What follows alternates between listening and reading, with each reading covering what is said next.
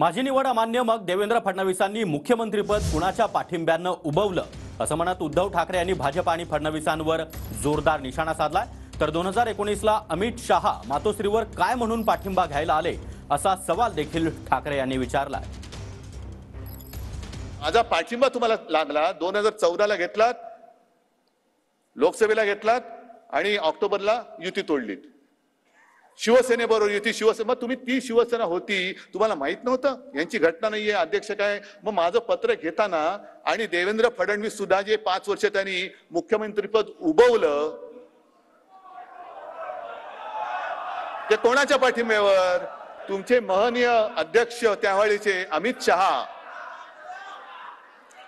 वेळ आली तर बोलेन, पण तुमचे महनीय तेव्हाचे अध्यक्ष अमित शहा हे माझ्याकडे आले होते। नंतर त्यांनी सांगितलं ऐसा कुछ हुआ ही नहीं, अरे कुछ करना ही नहीं था, कुछ होने नहीं था, फिर आले कशाला होते?